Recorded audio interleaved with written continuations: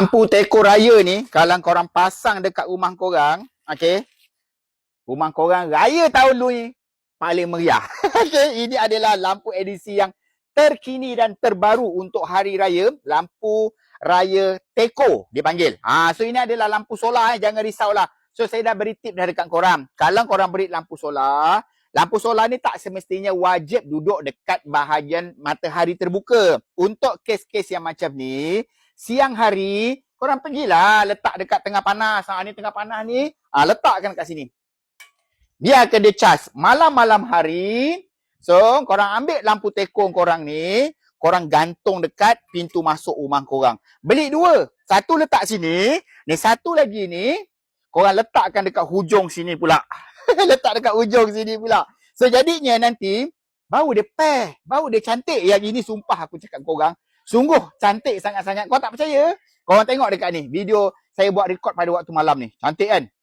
Cantik. Dia berjual-jual macam air apa? Macam air, tuang air. Sebab itulah saya letakkan pokok bunga dekat belah bawah dia ni. Supaya konon-kononnya macam air tengah siram dekat pokok bunga ni. So, sungguh aku cakap korang cantik sangat-sangat. So, yang ini bila korang beli, korang akan dapat dalam bentuk macam ni. Teko dia, LED dia gantung macam ni. Yang ini solar. Lepas tu dia datang sekali dengan bracket dia. Macam ni. Ni dia punya bracket dia. Bracket dia ni, korang boleh custom. Okay, boleh custom macam mana? Maksudnya kalau korang tak suka dia terlampau panjang, korang buatlah pendek macam saya ni. Ni pendek. So saya tak pakai dua batang ni.